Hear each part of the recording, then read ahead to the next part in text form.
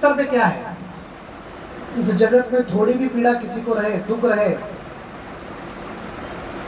तो कोई भी व्यक्ति दया के स्वरूप में देखता है। एक बार हमारे ग्रामीण भाग में एक सर्कस का आयोजन किया गया था, और सर्कस में ऐसा लिखा था सरपंच ने कि सरपंच को ना एक अलग ही फीलिंग रहता है, वो थोड़ा हर चीज स्पॉन्सर करना चाहता है, आयोजक बनना चाहता है। तो कहता है सबको ये फ्री है। अगर ग्राम की पंचायत की एरिया का जनसंख्या अगर 1000 लोग भी, तो सब 1000 लोग को फ्री में दिखाऊंगा शो, और सबको भंडारा भी है, खाना। तो भारत में आपको सिर्फ 2 ही चीज अनाउंसमेंट करना पड़ता है, इवेंट फ्री है और भंडारा है। तो आपको फिर क्राउड का टेंशन नहीं लेना पड़ता है, क्राउड अपने आप आता है। तो उन्होंने ऐसा ऑर्गेनाइज कर दिया। तो सबसे पहले जाकर हमारे सरपंच जी बैठ गए, व्हाइट कपड़ा पहन के, कॉलर टाइट करके एकदम फ्रंट रो पे बैठ गए, और ऐसे करके कहने लगे बाजू वाले को, चालू करो सर्कस। तो 6 फीट का स्टड था, एकदम बिल्डर, अभी भी जिम से आया ऐसा लग रहा था। वो तंदुरुस्त व्यक्ति अपने हाथ में बॉक्सिंग ग्लव्स डालते हैं, और हमारे पाटिल जी बहुत ही गोरे थे, उनको दोनों बाजू से पीटने लगते हैं। तो कहते हैं मैंने तुमको कहा सर्कस दिखाओ, तो उन्होंने कहा यही है सर्कस। लाल टमाटर की तरह हो जाते हो, इतना उसको मारते हैं। तब ये सब दर्द लेने के बाद अब बाहर जाके जो पंचायत के और मेंबर्स है, उनको थोड़ी ना जाके बताएंगे कि मैं पहले रो में बैठकर सबको स्पॉन्सर करके मार खाया हूँ। तो पूछते कैसा था सर्कस, तो कहते एकदम उत्तम। ऐसा सर्कस देखने के लिए, वो भी पहली बार देखने के लिए बहुत पुण्य लगता है। कहते एक एक करके आप भी देखो। गांव के प्रत्येक व्यक्ति ग्रुप वाइज, एज वाइज, जो भी आप कहो, एक एक करके शो देखते हैं और सब मार खाते हैं, परंतु कोई भी दूसरे व्यक्ति को बताता नहीं कि मैं मार खाया हूं। ये वास्तविक परिस्थिति है भौतिक जीवन का, जहां पर हर एक व्यक्ति शारीरिक मानसिक क्लेश से जा रहा है, पीड़ा में, दुख में, परंतु हमको लगता है कि इसका बहुत अच्छा है, इसका बहुत अच्छा है, इसका बहुत अच्छा चल रहा है। ऐसा बिल्कुल नहीं है। ऐसे एक समय पे भगवान को एक ध्वनि सुनाई देती, चिल्लाने की, चीखने की, रोने की, रोदन करने की। ऐसे समझो कि लोग मार रहे हैं, आप क्या रिलेट कर सकते हो? मैं ऐसे पूछ रहा हूं आपको, ऐसा नहीं कि आपके ऊपर किसी के ऊपर शक है। आपने कभी पुलिस का 3rd डिग्री अनुभव किया है? मैं नहीं चाहता कि आप अनुभव करो, और ये भी नहीं बोल रहा हूं कि आप गए हो। तो जो कम से कम सिनेमा में जो देखा है, कूट कूट कर मारते एकदम व्यक्ति को, उतनी भयानक पीड़ा जब व्यक्ति चिल्लाता है ना, वो बहुत भयानक रहता है। हड्डी पसली एक करते, जब वो डायलॉग मारते हैं ना, एक्चुअली एक कर देते हो, समझ में नहीं आता है किधर क्या है। ऐसी पीड़ा में, नरक में व्यक्ति को दर्द दिया जाता है, वेदर यू बिलीव इट और नॉट। आप मानो या ना मानो, नरक एग्जिस्ट करता है, स्वर्ग एग्जिस्ट करता है। तो आपके मानने से और न मानने से कुछ नहीं होता है। जो फैक्ट है वो फैक्ट है, और हमारे कर्म के आधार पर निश्चित होता है कि हम कहां जाएंगे। और किसी व्यक्ति को ऐसा है कि देखने के बाद ही विश्वास है, तो आप जा सकते हैं, एक बार घूम कर आ सकते हैं इनक्रेडिबल इंडिया। तो मैं बताने का प्रयत्न कर रहा हूं कि उन पीड़ाओं को देखकर भगवान को दया आ जाती है, और भगवान वहां पर जाते हैं और एक एक करके सभी जीवात्माओं को मुक्त करने लगते हैं, एक एक करके। तो पाप पुरुष वहां पर आते हैं और कहते हैं, भगवान आपने मुझको ये सेवा दी है, जो पाप है इस पूरे जगत में उसका प्रतिनिधित्व मैं करता हूं, अगर सबको आप मुक्त कर दोगे तो मैं तो नौकरी नहीं रहेगी मेरे पास, मैं क्या काम धंधा करूं? कहता तुम टेंशन मत लो। जो भी व्यक्ति एकादशी के दिन जो वर्जित चीजें हैं, जैसे कि धान्य हुआ, सीरियल्स हुआ, गेहूं हुआ, चावल हुआ, उसका सेवन करेगा, उस व्यक्ति को ये सब पाप भोगना पड़ेगा। तो आप कहोगे प्रभु जी ये तो अपने को पहले कोई बताया नहीं। ठीक है, और अभी सुन लीजिए, अभी कुछ नहीं कर सकते। मेरा गलती नहीं है, मेरे को किसी ने तो बोला एकादशी के बारे में बोलो, वो व्यक्ति को बाद में पकड़ो जिसने बोला।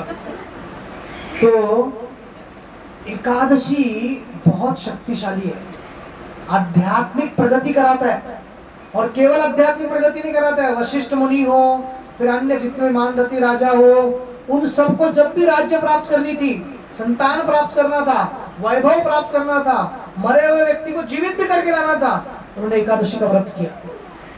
देवता लोग जब बुरी तरह हार गए थे दानवों से, एकादशी व्रत करके फिर राज्य प्राप्त किए।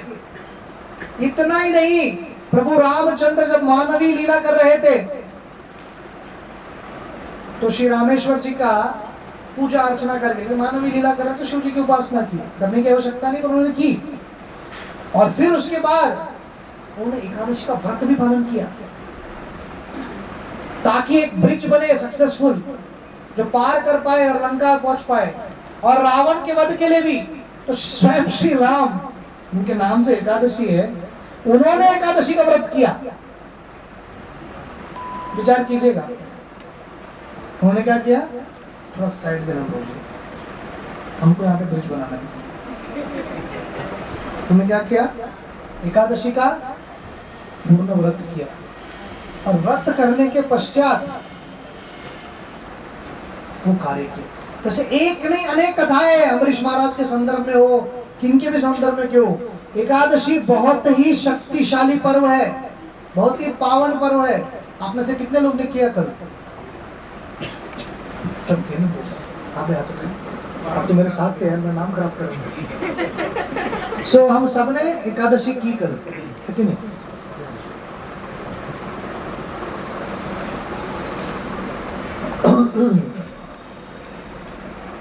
तो इस एकादशी में केवल हम थोड़े चीजों को छोड़ दे खाना, एक दिन 14 दिन में एक बार, तो हेल्थ वाइज भी बहुत बेनिफिट्स है। और आध्यात्मिक रूप से तो हम बहुत प्रगति कर सकते हैं, उच्च कोटि की हमारी प्रगति हो सकती है, वैकुंठ में जाने का मौका मिलेगा। आध्यात्मिक जगत कृष्ण को बहुत प्रिय है, हरि का सबसे सुंदर दिवस है। उस दिन जितना भी हम माला जप साधना जो भी करते हैं वो हजारों बार मल्टीप्लाई हो जाता है। एकादशी तो हम सबको प्रयत्न करना है अपने स्तर पर, जो भी हो, यथाशक्ति यथा क्षमता, जब भी आपको इच्छा हो, जब भी अभिलाषा आपके अंदर आए, दृढ़ शक्ति आपके अंदर आए, तो पालन करने का प्रयत्न कीजिए। एक बहुत ही महान पर्व है जो कल आने वाला है, और अगर हम एकादशी पूर्ण प्रकार से कर पाए न कर पाए वो बात की बात है, कोई भी हमारी परिस्थिति क्यों ना है।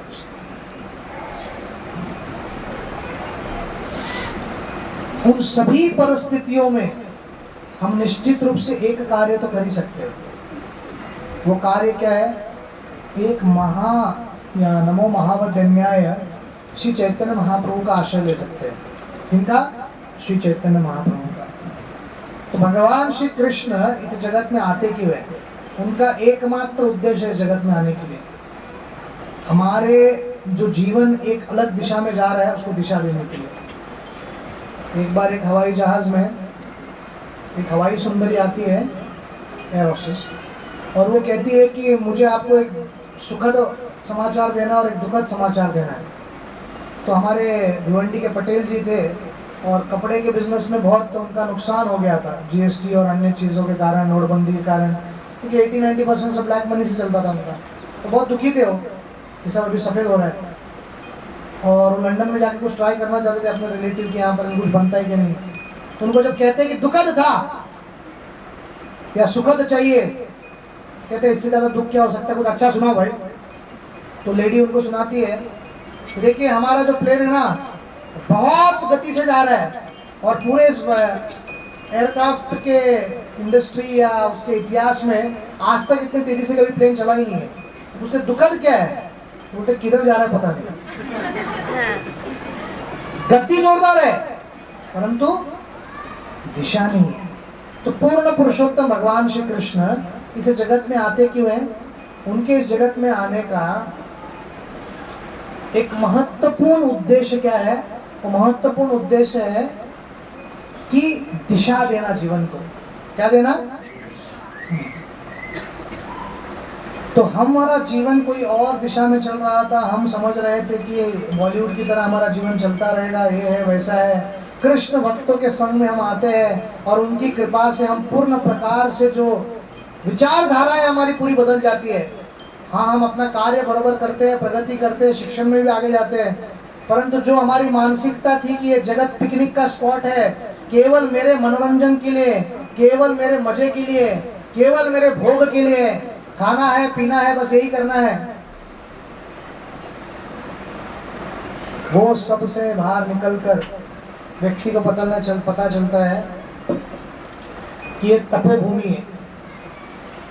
हमें यहाँ पर मानव ध्येय इसलिए मिला है कि हमारे जीवन को हम परिपूर्ण कर पाए, परफेक्ट कर पाए। तो मानव ध्येय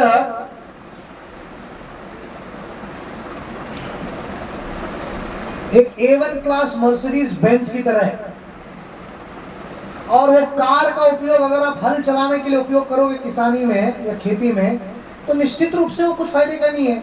उसके लिए अलग से ट्रैक्टर्स हुआ करता है, मर्सिडीज थोड़ी ना खेती के लिए लेके जाते हैं, भले आपकी कितनी भी इच्छा क्यों ना हो। उसी प्रकार मानव देह केवल आहार, निद्रा, भय और जनसंख्या की वृद्धि के लिए नहीं उपयोग करना चाहिए। मानव देह प्राप्त हुआ है ताकि हम बड़े प्रश्नों को पूछे कि मेरे जीवन में जो पीड़ा है, समस्या है, दुख है, क्लेश है, इसका मूलभूत कारण क्या है, सही समस्या क्या है। तुम्हारे जीवन में क्या समस्या है? तुम बहुत दुखी दिखते हो। नाम क्या है तुम्हारा? हाँ, अरे तुम तो वेद का नाम है तुम्हारा, तुमको क्या प्रॉब्लम है? क्या समस्या है जीवन में? एक भी समस्या नहीं है, साधु आदमी। तुम्हारे जीवन में क्या समस्या है? एक तो मैं जानता हूँ, उसके अलावा क्या समस्या है? आपके जीवन में कोई समस्या है? अरे कोई भी नहीं कह रहा, सब साधु लोग हैं यहाँ पे। और ये आपके जीवन में कोई समस्या?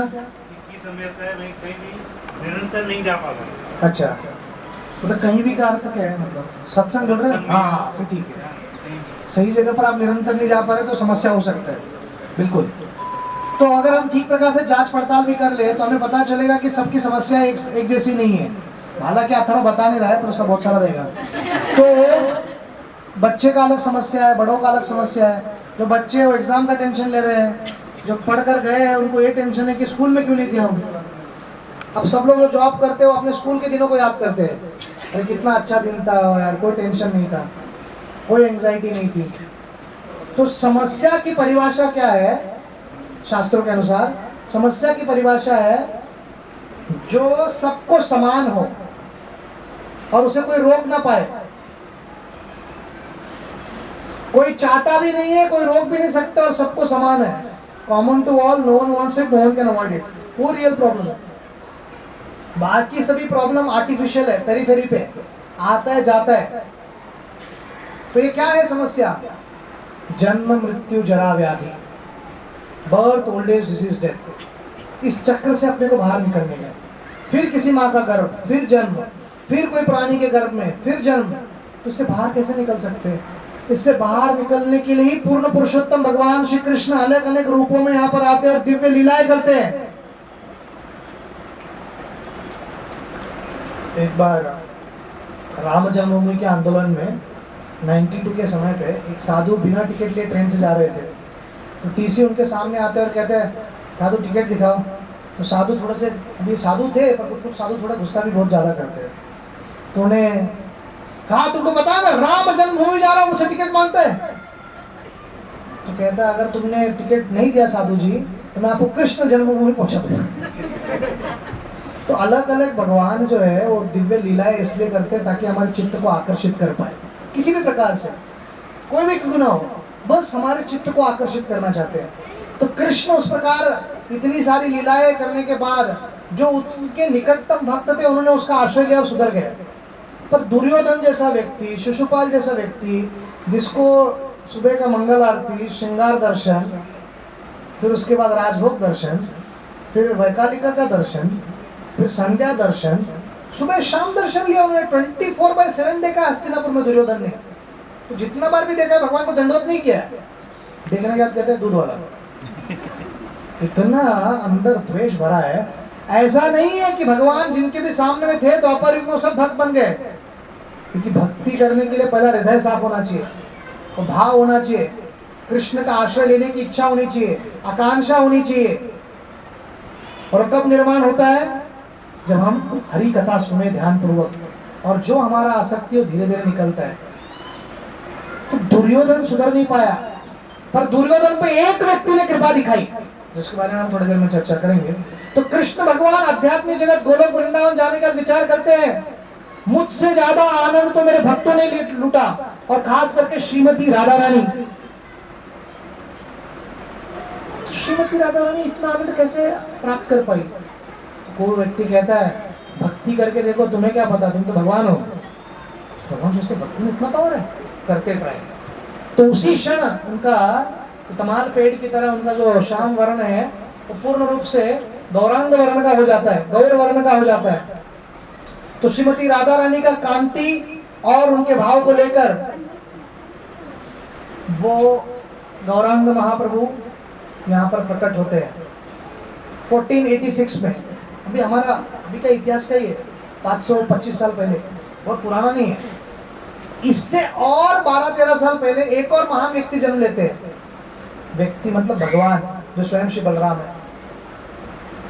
अब हुआ यह था कि अगर आप पूरे महाभारत की लीलाओं को ठीक से समझे तो दुर्योधन को कोई भाव नहीं देता था, धार्मिक व्यक्ति, पर एक व्यक्ति बहुत भाव देते थे, वो है बलराम, और उनको सिखाया भी।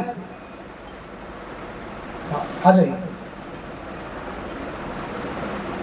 उनको अनेक प्रकार की शिक्षाएं भी देते हैं, और शिक्षाएं देने के बाद उनको ट्रेन भी करते अच्छी तरह। तो कोई व्यक्ति ये विचार करेगा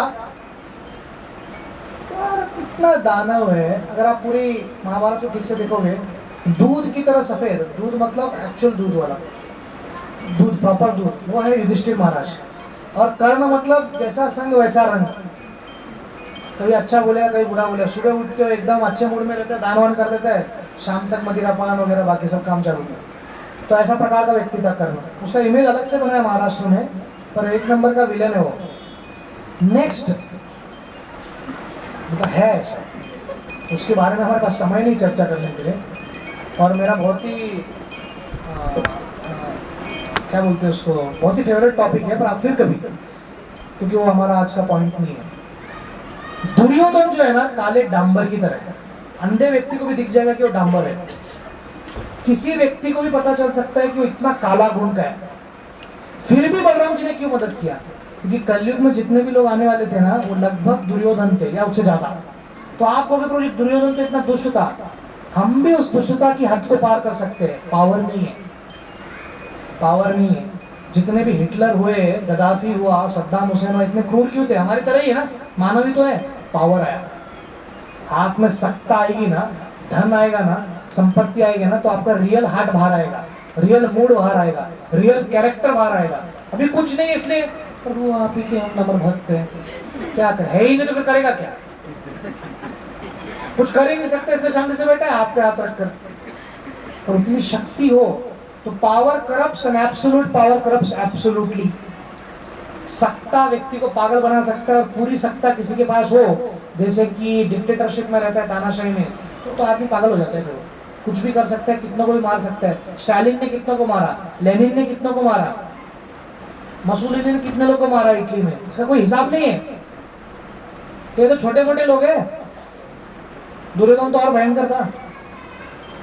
बलराम जी ने सोचा कि कलयुग में इससे ज्यादा भयंकर लोग आने वाले हैं, उनको कृपा कैसे मिलेगी?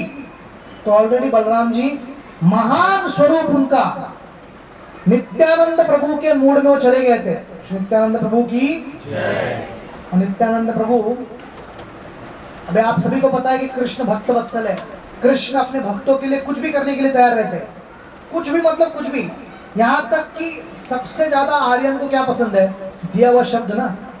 आजकल दिया हुआ शब्द का कोई वैल्यू नहीं है, कभी भी वो चेंज हो सकता है। सुबह आपको बोल सकते हैं मैं आ रहा हूँ, शाम तक बोल सकते हैं ना, ऐसा मत है।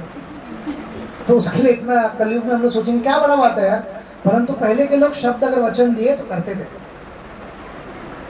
कृष्ण ने कहा था कि मैं युद्ध में सहभागी नहीं होऊंगा, मैं कोई अस्त्र शस्त्र नहीं उठाऊंगा, पर जिस दिन भीष्म एकदम जोरदार प्रहार कर रहे थे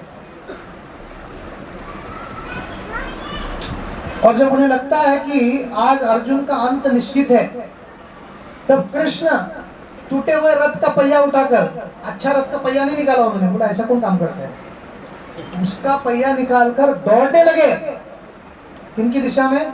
भीष्म की दिशा में। हम देखते हैं ना फेमस फोटो, कृष्ण है और दौड़ रहे ऐसा देखकर। अर्जुन उनके पैर को पकड़ते हैं और कृष्ण अर्जुन को घसीटते हुए लेके जाते हैं, और जहां से घसीटा ना वहां पे 4-4 फीट का खड्डा होता है। मतलब क्या फोर्स से अर्जुन रोक रहे थे और किस फोर्स से कृष्ण खींच रहे थे, तो विचार कीजिएगा। परंतु जब भीष्म रुक जाते, भीष्म को ये देखने का था, क्योंकि कैसे नहीं लड़ेगा मेरा प्रभु, हाँ वचन दिया तो वचन दिया, मुझको देखने का वो क्षत्रिय, वो द्वारकाधीश का वो स्वरूप, मथुरा नरेश का वो रूप, लड़ने हैं। मैंने सुना था जरासंध के साथ बहुत लड़ाई की, मैंने सुना था इसको मारा उसको मारा है, पर मैं कब देखा, मुझे देखना है। तो भगवान ने भीष्म के आनंद के लिए और अर्जुन की रक्षा के लिए उन्होंने, इसके टी शर्ट पे लिखा है think twice before you get angry with me, और इस पर गुस्सा भी नहीं हो सकता मैं। वो ले डाल के घूम रही है घूम रहा है, पता नहीं, बहुत होशियार है जो भी है, ताकि मैं कुछ भी करूं पर गुस्सा मत होना मेरे पे। थिंक ट्वाइस करके लिखा है उसमें क्लियरली। तो ऐसा ही कुछ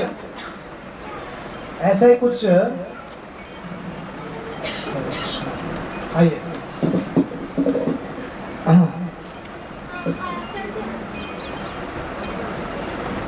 तो हम देखते हैं कि किस प्रकार से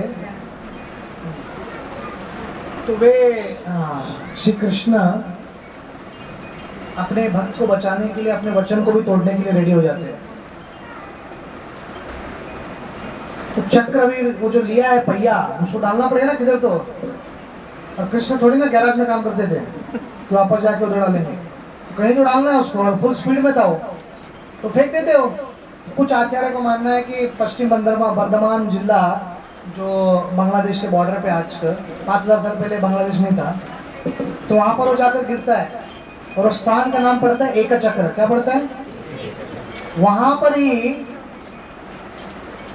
जब पांडव लोग वनवास में थे, तो वहाँ पे बकासुर नाम का एक व्यक्ति था। अभी बकासुर का नाम इतना प्रसिद्ध हो गया, जो भी हमारे ज़्यादा प्रसाद खाते हैं उसको हम लोग बकासुर क्योंकि खाने में उत्साह गया कि बकासुर ना बहुत भयानक खाता था। भीम भी बहुत दिन से भूखे थे। एक कोई ना कोई व्यक्ति जाकर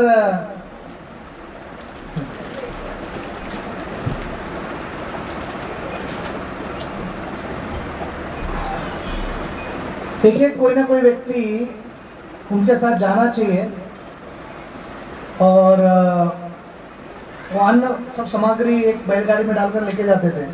और जिस बार भीम जाते हैं ना, तो भीम रास्ते में सब खा लेते हैं। उनका नाम ब्रिकोदर था, भूख बहुत लगा था, और उसमें उन्होंने नॉनवेज नहीं खाया था। तो आप बोलोगे मांस भी खाया गया, मांस तो खुद आदमी जाता था ना, अलग से मांस क्यों चाहिए? वो शाकाहारी सब भोजन लेके जा रहे थे, तो उन्होंने खा लिया और बकासुर को पीट के पल्वराइज कर दिया। आपके घर में क्या पल्वराइजर हमारे किचन में रहता है, बड़ा जो बड़े किचन रहते हैं होटल्स में, उसमें पल्वराइजर रहता है, जिसमें टमाटर डालो तो 30-30 किलो का टमाटर भी जूस बन के निकलता है। ऐसा ही कुछ शरीर का करता था भीम एक फाइट में। अभी साधारणतः अगर आप किसी को मारा तो उसको इधर दर्द होता है, उसका मृत्यु हो सकता है, खून आएगा। परंतु जब भीम मुक्का मारते थे ना, तो अंदर का स्कल का पाउडर बनता था, पाउडर, सिर्फ क्रैक नहीं आता था, पाउडर सीधा, तो उसका दिखता नहीं था रूप क्या है। तो जब विराट के राजा के यहाँ पर द्रौपदी पर जब खींचक वो उस प्रकार का दुष्ट कार्य करने जाता है, भीम एक ही मारते उसको, तो उसका सर का स्कल का जो है खोपड़ी का जिस प्रकार वो खराब हो गया था, वो देख के ही उनको समझ में आ जाता है कि भीम ने मारा है, इसलिए वो आक्रमण करते हैं। तो पता कैसे चलेगा? पता ही नहीं चलता था इनको, आराम से निकल सकता था अज्ञातवास, परंतु भीम ने इतना खतरनाक प्रहार किया कि उनको पता चल गया। ये सब क्यों बता रहा हूँ? वो वही स्थान है एक चक्र जहाँ पर बकासुर को मारा था। तो इस एक चक्र में 15वीं शताब्दी में हदाई पंडित और पद्मावती नाम के शुद्ध ब्राह्मण थे, जो भगवान विष्णु के महान भक्त और भक्तिन थे, और निरंतर भगवान को प्रार्थना कर रहे थे कि हमको भगवान हमारे घर में जन्म ले। तो श्री कृष्ण का तुरंत विस्तारित रूप है बलराम जी, और ये बलराम जी भगवान की तदिया बनते हैं, वस्तु सभी चीज, उनके पादुका, उनके कपड़े, उनके मुकुट, सब कुछ भगवान के धाम बनते हैं। शेषनाग बनकर भगवान का बेड बनते हैं। इतना ही नहीं, वो गोपी के रूप में श्रीमती राधा रानी की छोटी बहन अनंग मंजरी बनते हैं। हर एक रूप लेते हो, इसलिए उनको सर्वेंट गॉड कहा जाता है, भगवान जो सेवक के रूप में। तो बलराम जी चैतन्य महाप्रभु के मूवमेंट में मदद करने के लिए हरिनाम में एक चक्र में नित्यानंद प्रभु के स्वरूप में हदाई पंडित और पद्मावती के यहाँ जन्म लेते हैं, यही माघ के महीने में। अभी कल ही है, आ रहे नित्यानंद प्रभु। तो नित्यानंद प्रभु हमारे इधर एक गणेशपुरी में भी एक है, वो नित्यानंद बाबा भी अच्छे हैं, साधु है, परंतु ये जो नित्यानंद जी है ये स्वयं श्री बलराम जी है और ये बहुत कृपालु है। आप सभी को एक मैं बताता हूँ, आप में से कितने लोग, कुछ लोग को अनुभव रहेगा जीवन में कभी ना कभी। सबसे व्यक्ति दयालु कब बनता है? दो तरीके से बन सकता है। एक तरीका है कि वो धार्मिक हो जाए और उसे मालूम पड़ता है कि जीवन में दान देना चाहिए। दूसरा टाइम पे कब होता है मालूम है क्या? जब वो बहुत पी लेता है, ज्यादा। जब आदमी ओवर पी लेता है, उसे कंट्रोल के बाहर। तो हमारे बिल्डिंग में एक ऐसा व्यक्ति था, मैं ग्राउंड फ्लोर पे रहता था, ऊपर BRC कॉलोनी में, गवर्नमेंट क्वार्टर्स में। 10:10 पे उसका रोज रिक्शा आता था रात को, और हमारे बेडरूम के इधर ही रिक्शा रोकता था। ग्राउंड फ्लोर पे था ना मैं, रिक्शा रुकने का आवाज़ एकदम भटावा आवाज़ रहता है ना, वैसा टाइप, साइलेंसर खराब रहता है रिक्शा वाले का, फट फट फट फट फट आवाज़ आता है, तो हम सब उड़ जाते थे। तो रिक्शा से उतरता था, इसका हमेशा का डायलॉग था, कितना हुआ? 10 7 50, रख 500 रख, तेरे बीवी बच्चे हैं। तो नहीं, मेरा 50 ही हुआ है, रख बाबा, मैं समझता हूँ तेरा दर्द। तो नहीं साहब, मेरा सिर्फ 50 ही हुआ है। नहीं 500 रख। और फिर नेक्स्ट दिन ऊपर से आवाज आता था उसकी पत्नी का पीटने का। बोला एक तो सब ब्याज से लेता है और बांटता है ऐसे जैसे खैरत में लोगों को, जैसा बहुत अमीर है तू। और एवरीडे यही प्रैक्टिस होता था। तो अगर कोई व्यक्ति इस जगत में मदिरा पी के इतना दयालु हो सकता है, अगर कोई व्यक्ति कृष्ण भक्ति के नशा में है, वो कितना बांटेगा? उसी कोई सीमा है क्या? पंचतत्वात्मं कृष्णं भक्त रूप स्वरूपकम भक्त अवतारम भक्ताख्यम नमामि भक्त शक्तिकम। तो एक कृष्ण, उनके 5 स्वरूप जो कृष्ण भक्ति के प्रचुर मात्रा में प्रचार करने के लिए कलयुग में खास करके हरिनाम संकीर्तन के माध्यम से ऑलरेडी नित्यानंद प्रभु आ गए हैं, शिवाज ठाकुर जी आ गए, अद्वैत आचार्य आ गए, नित्यानंद प्रभु भी आ गए, गदाधर पंडित जी आ रहे, महाप्रभु आते हैं।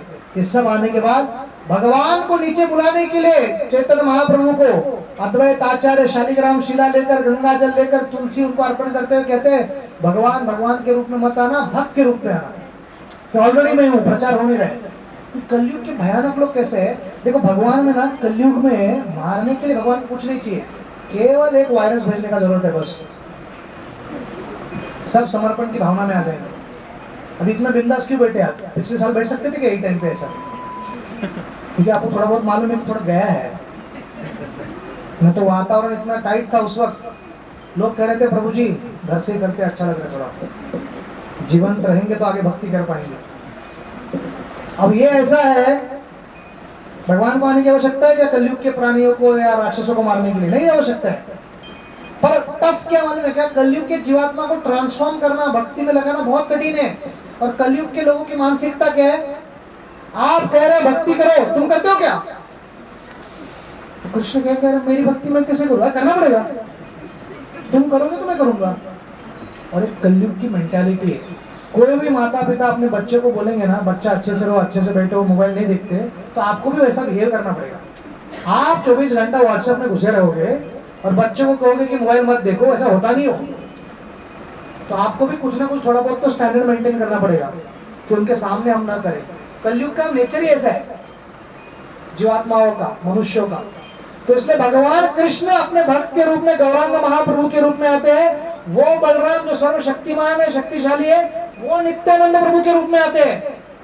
और दोनों मिलकर हरिनाम संकीर्तन जो मूवमेंट है, जो आंदोलन है, वो प्रारंभ करते हैं। यहाँ पर आंदोलन कोई नौकरी वोकरी के लिए नहीं है, भक्ति के प्रचार के लिए। साधारणतः आंदोलन किसके लिए रहता है? हमको यहाँ पे कुछ दो। यह आंदोलन इसलिए कि यहाँ से निकलो, यहाँ पे दो मत कुछ, यहाँ से निकलो। इस जगत में व्यक्ति तभी खुश रह सकता है जब उसका देह क्लियर हो। उसका देह होना चाहिए कि मुझे यहाँ नहीं रहना है, मुझे आध्यात्मिक जगत जाना है, तब झगड़ा नहीं होगा। यही एक मार्ग है शांति का। वही नित्यानंद प्रभु जी का, जब वो 13 साल बचपन में ना, वो बहुत ड्रामा किया करते थे, राम लीला हो, अन्य लीला हो, और उसमें हमेशा वो लक्ष्मण का रोल करते थे। और जो स्क्रिप्ट में नहीं लिखा है उसके बाहर का भी डायलॉग बोलते थे। तो लोग पूछते थे, अरे ये इसमें लिखा ही नहीं, तुम कैसे बोल रहे हो? वो कहते थे मैं ही तो हूँ। तो लोग को लगता था मजाक कर रहे हैं।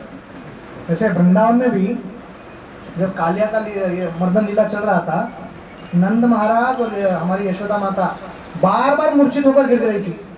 किसी भी माँ को दुख होगा ना, किसको नहीं होगा। हमारा जरा सादा वो पानी का सांप आएगा हरा वाला तो भी माँ डर जाती है, तो कालिया नाग है।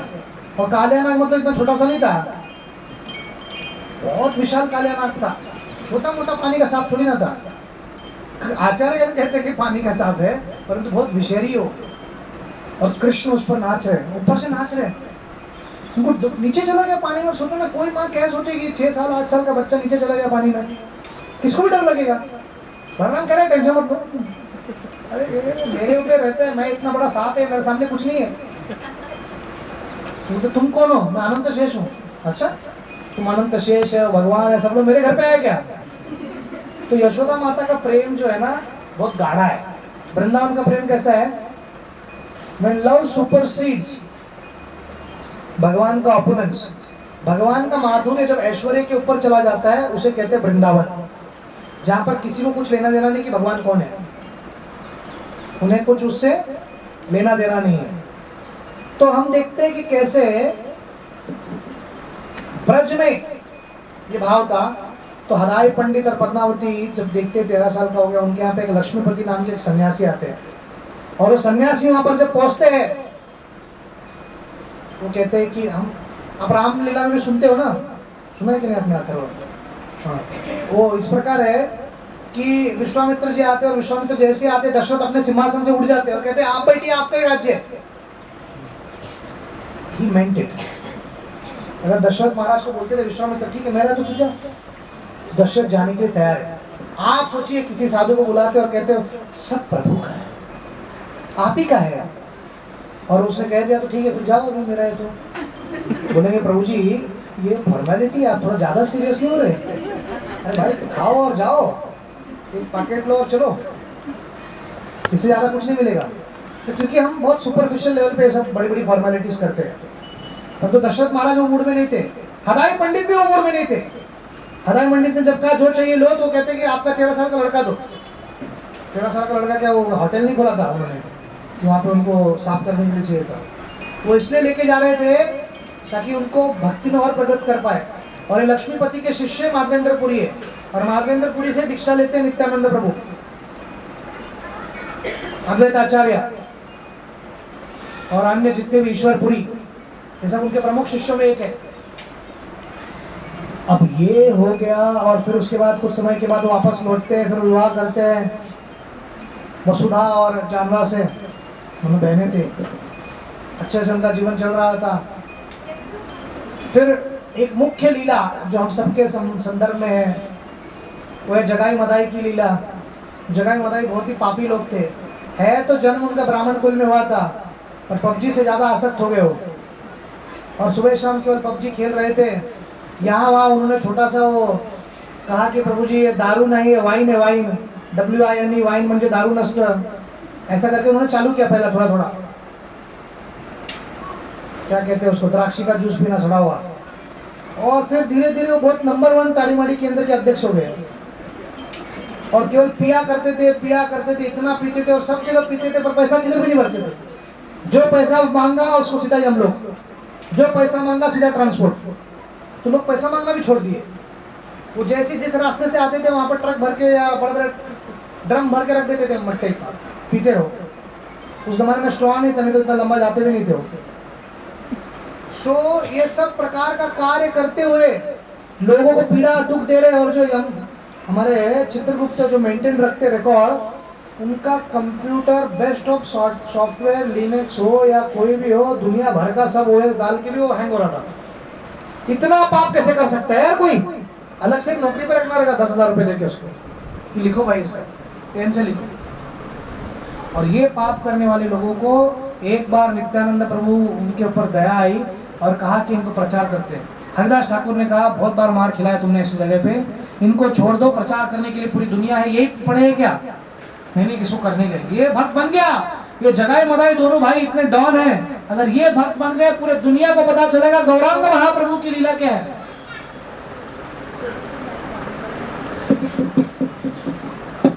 हरे कृष्णा। अच्छा ऐसा है देखो आपने बताया अच्छी बात है। हाँ नहीं क्योंकि मुझे पता ही नहीं चलेगा ना बंद है क्या चालू है, क्योंकि माइक स्पीकर तो वहाँ पर है। मैं वही सोच रहा हूँ कि मेरी आवाज़ इतनी बड़ी क्यों होती जा रही है। अभी आ रही है? हरे कृष्ण हरि बोल। तो इसी प्रकार हमने आज शोध लगा दिया कि माइक कैसे चालू होता है। तो इसके लिए आप सबका बहुत बहुत धन्यवाद।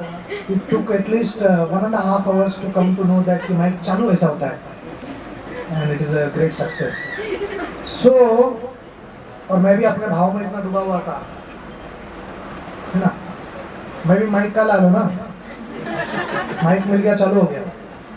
सो मैं क्या बता रहा था, हाँ जगह मदाई एक क्लासिक उदाहरण है ये लोग।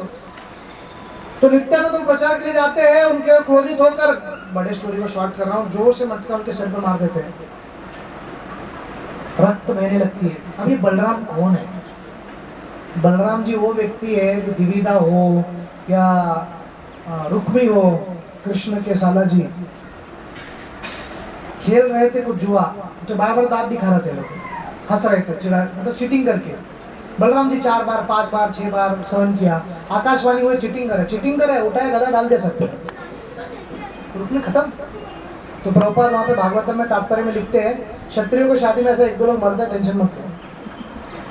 तो उत्तर भारत में हम देखते हैं कट्टे सब लेकर आते हैं शादी में, ठाक ठाक गोली चलते ही रहता है और 1-2 लोग खत्म भी हो जाते हैं। टेंशन मत लो, उसको उठाओ पीछे डालो, शादी चालू करो, पंडित चालू रखो, हाँ चलो चलो चलो। वो टेंशन में आता है मैं तो नहीं नंबर पे आइए।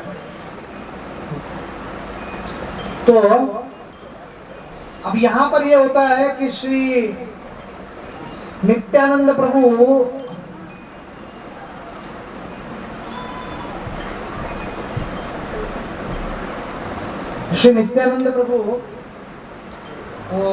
उनके समक्ष है और उनके माथे से खून बह रहा है, रक्त की प्रवाह हो रही है। चैतन्य महाप्रभु देखते हैं और बहुत क्रोधित हो जाते हैं और सुदर्शन को बुलाते हैं, और सुदर्शन उनका अंत करने वाले थे। तब नित्यानंद प्रभु कहते हैं क्षमा कीजिए, इनमें से ये भाई ने उनकी रक्षा की, इनको क्षमा कर दो। और जगाई मदाई दोनों को क्षमा कर देते हैं और दोनों को कृपा देते हैं। और जगाई मदाई इतने सुधर जाते हैं कि गंगा के तट पर एक केंद्र खोलते हैं, धोबी घाट। जगाई मदाई धोबी घाट, फ्री में कपड़ा धो के मिलता है, मसाज मिलता है, पेट भर के प्रसाद है, वैष्णव आओ फ्री में। जो भी वैष्णव आते थे उनको कहते थे कपड़ा यहाँ उतारो। तुमको लगता है कपड़ा उतार के धुलाई करेंगे? राक्षस वृत्ति के लोग पहले ऐसे ही मारते थे, अभी कपड़ा उतार कर नहीं, पहले मसाज करेंगे। तुमको अच्छे से मसाज वगैरह करके फिर वो स्नान करने जाते थे। फिर आप जब भी स्विमिंग करते तो भूख बढ़ जाती है आपकी, तो फिर अच्छे से प्रसाद खिलाते थे और उनके कपड़े को अच्छा सब टिप टॉप करके पहनाते थे, चंदन वंदन लगाते थे और आशीर्वाद लेके चले जाते। ऐसा जगाई मदाई इतने सुधर गए। तो जगाई मदाई का इतना हृदय परिवर्तन हुआ, तो उसके कारण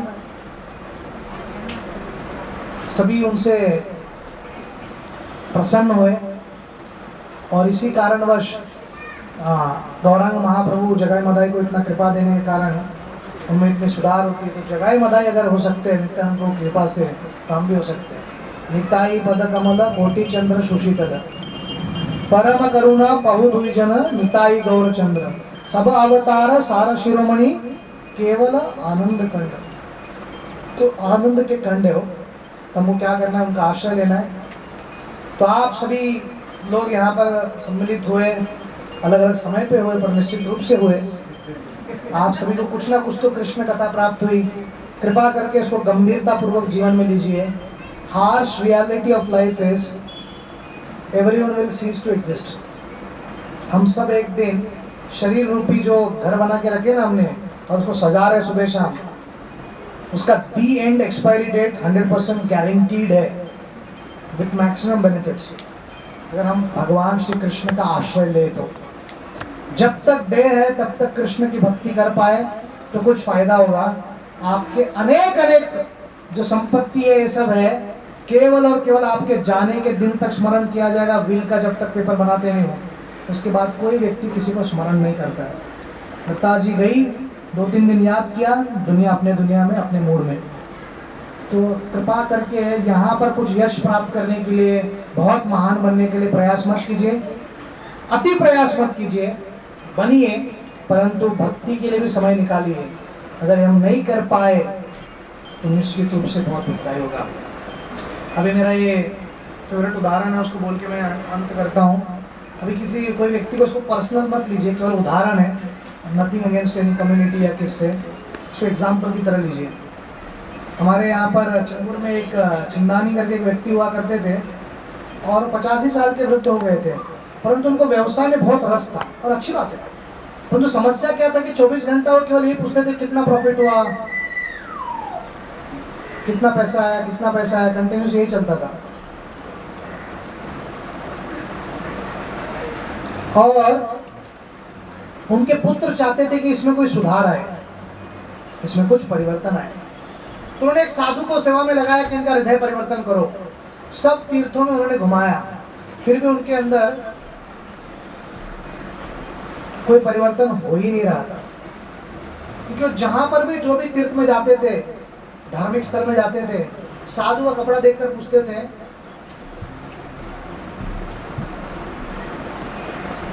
कि किसका कपड़ा है, कहाँ से लिया है, किस दुकान से लिया है, कितने में आपको मिलेगा। तो केवल वही चलता रहता था। तो पक कर उन्होंने कह दिया कि मुझसे हो नहीं सकता है। तो उन्होंने कहा कि एक काम कीजिए, आप प्रधानमंत्री के संसदीय क्षेत्र में एक आखिरी बार प्रयास कीजिए। तो जब वो देखते हैं कि अनेक अनेक प्रेत आ रहे हैं कंटिन्यूसली, इतने सारे मुर्दे आ रहे हैं और उनको एक एक करके जलाया जा रहा है, वो देखकर उसका हृदय परिवर्तन हो गया, जोर जोर से रोने लग गया, व्याप करने लग गया, राग अपने शरीर पे लगाने लगा। वो शर्ट जो उसे बहुत प्यारी थी वो फाड़ दिया उसने। लोगों ने कहा हो गया अपना काम, और उनको लगा इनको कुछ डोनेशन मिलेगा, तो लिख के रख दिया। और गीता का दूसरा अध्याय के श्लोक बोलने लगे कैसे हम शरीर नहीं आत्मा है वो सब, और कहा कि देखो तुमने जीवन व्यर्थ में गला दिया इसको सजाने में, इसमें करने में। ये शरीर पिंजरे की तरह, बस पिंजरा सजाते रहे, अंदर जो आत्मा है, जो पक्षी के स्वरूप में है, उसको तो आपने दाना डाला भूल नहीं गए। तो इस प्रकार से उन्होंने उनको बतलाया। तो वो कहने लगा हाँ मैं जीवन पूरा बर्बाद कर दिया, अगर मुझे पता होता लकड़े का इतना डिमांड है तो कपड़े का डालता ही नहीं। तो उनकी वृत्ति क्या है, वहां पर इतने लोग को मरते हुए देखा तो उसका दिमाग ऐसा काम किया कि लकड़े का बिजनेस डालना था, कपड़े का नहीं। तो जो आसक्ति है ना, एक सर्टन पॉइंट ऑफ लाइफ के बाद, वृद्ध होने के बाद अचानक हवे में से उड़ जाएगा, आप अचानक धार्मिक हो जाओगे, ऐसा होता नहीं है। You have to practise it and practise it from a right age. Prahlad Maharaj वगैरह बचपन से करते थे। हमने जो खोया है, हम वो वापस नहीं ला सकते। और जितना भी समय कृपा करके उसको ठीक से यूज करो। इस जगत में आप सब प्रकार की प्रगति करो, कोई आपको रोकता नहीं है, परंतु अगर आध्यात्मिक प्रगति नहीं कर पा रहे हैं तो ultimately we end up with zero. आपका जीरो 10 है, 50 है, 60 है, इसका कोई वैल्यू नहीं है, बट अल्टीमेटली जीरो। अगर हम आध्यात्मिक प्रगति नहीं कर पाए और जीवन के अंत में कृष्ण का स्मरण कर नहीं पाए, नारायण का स्मरण नहीं कर पाए, और जीवन के अंत में भगवान का स्मरण तब होगा। IIT JEE आप एक दिन पहले पढ़ के नहीं क्लियर कर सकते, सालों साल प्रयास करते लोग, तब जाके होता है। मृत्यु भी बहुत भयानक है, भगवान का स्मरण अचानक नहीं आएगा, मेहनत करनी पड़ेगी। तो जीवन भर केवल आपको हरे कृष्णा कृष्णा कृष्णा हरे हरे, हरे राम राम राम हरे हरे, इस महामंत्र का आश्रय लीजिए। 2 मिनट आप थोड़ा रिलैक्स हो जाइए, उसके बाद हम लोग कीर्तन करते हैं। अगर कोई प्रश्न है तो हम लेते हैं। अब 2 मिनट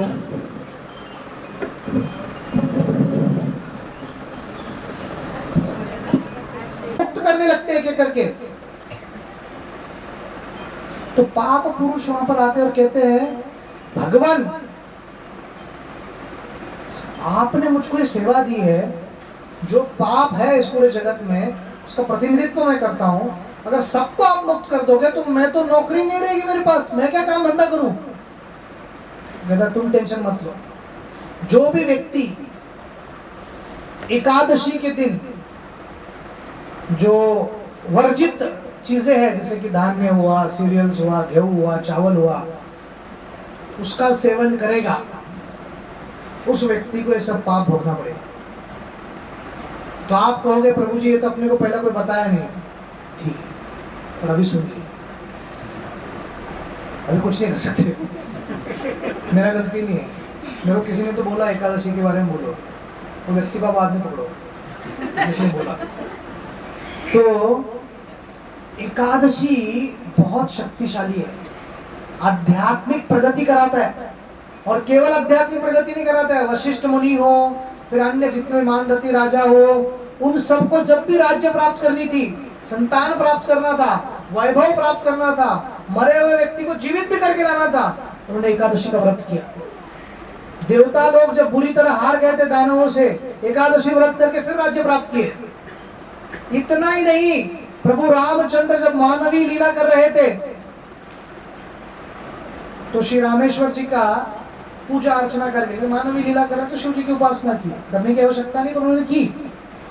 और फिर उसके बाद उन्होंने एकादशी का व्रत भी पालन किया ताकि एक ब्रिज बने सक्सेसफुल, जो पार कर पाए और लंका पहुंच पाए। और रावण के वध के लिए भी तो स्वयं श्री राम, उनके नाम से एकादशी है, उन्होंने एकादशी का व्रत किया। विचार कीजिएगा, उन्होंने क्या किया? थोड़ा साइड देना बोलिए, हमको यहाँ पे ब्रिज बनाना है। तुमने क्या किया? एकादशी का पूर्ण व्रत किया। और व्रत करने के पश्चात वो कार्य किए। जैसे एक नहीं अनेक कथाएं अम्बरीश महाराज के संदर्भ में हो, किनके भी संदर्भ में क्यों, एकादशी बहुत ही शक्तिशाली पर्व है, बहुत ही पावन पर्व है। आप में से कितने लोग ने किया कल? सब किए ना? आप तो मेरे साथ थे यार, मैं नाम खराब करूंगा। सो हम सब ने एकादशी की कल, है कि नहीं?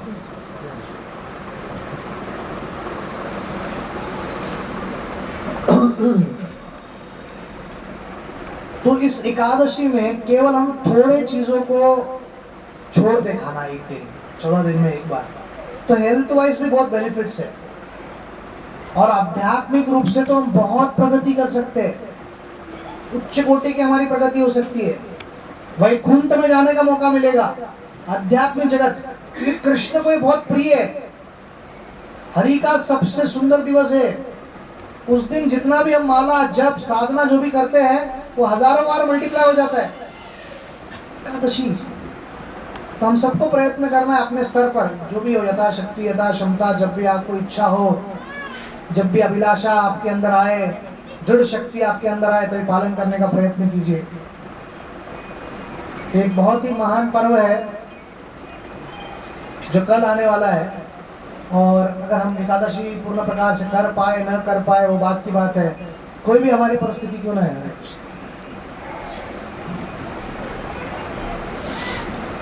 उन सभी परिस्थितियों में हम निश्चित रूप से एक कार्य तो कर ही सकते हैं।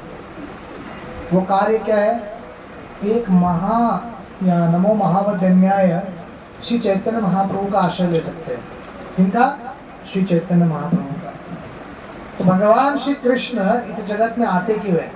उनका एकमात्र उद्देश्य है इस जगत में आने के लिए हमारे जो जीवन एक अलग दिशा में जा रहा है उसको दिशा देने के लिए। एक बार एक हवाई जहाज में एक हवाई सुंदरी आती है, एयर होस्टेस, और वो कहती है कि मुझे आपको एक सुखद समाचार देना और एक दुखद समाचार देना है। तो हमारे भिवंडी के पटेल जी थे और कपड़े के बिजनेस में बहुत उनका नुकसान हो गया था जीएसटी और अन्य चीज़ों के कारण, नोटबंदी के कारण, क्योंकि 80-90% से ब्लैक मनी से चलता था उनका। तो बहुत दुखी थे वो कि सब अभी सफ़ेद हो रहा है, और वो लंदन में जाके कुछ ट्राई करना चाहते थे अपने रिलेटिव के यहाँ पर कुछ बनता है कि नहीं। तो उनको जब कहते हैं कि दुखद था या सुखद चाहिए, कहते हैं इससे ज़्यादा दुख क्या हो सकता है, कुछ अच्छा सुनाओ भाई। तो लेडी उनको सुनाती है, देखिए हमारा जो प्लेन है ना बहुत गति से जा रहा है, और पूरे इस एयरक्राफ्ट के इंडस्ट्री या उसके इतिहास में आज तक इतनी तेजी से कभी प्लेन चला ही नहीं है। तो उससे दुखद क्या है? बोलते किधर जा रहा है पता नहीं, गति जोरदार है परंतु दिशा नहीं है। तो पूर्ण पुरुषोत्तम भगवान श्री कृष्ण इस जगत में आते क्यों हैं? उनके इस जगत में आने का एक महत्वपूर्ण उद्देश्य क्या है? वो महत्वपूर्ण उद्देश्य है कि दिशा देना जीवन को। क्या देना? तो हमारा जीवन कोई और दिशा में चल रहा था। हम समझ रहे थे कि बॉलीवुड की तरह हमारा जीवन चलता रहेगा, ये है वैसा है। कृष्ण भक्तों के संग में हम आते हैं और उनकी कृपा से हम पूर्ण प्रकार से जो विचारधारा है हमारी पूरी बदल जाती है। हाँ, हम अपना कार्य बराबर करते हैं, प्रगति करते हैं, शिक्षण में भी आगे जाते हैं, परंतु जो हमारी मानसिकता थी कि ये जगत पिकनिक का स्पॉट है, केवल मेरे मनोरंजन के लिए, केवल मेरे मजे के लिए, केवल मेरे भोग के लिए, खाना है पीना है बस यही करना है, वो सबसे बाहर निकलकर व्यक्ति को पता चलता है कि ये तपोभूमि है। हमें यहाँ पर मानव ध्येय इसलिए मिला है कि हमारे जीवन को हम परिपूर्ण कर पाए, परफेक्ट कर पाए। तो मानव ध्येय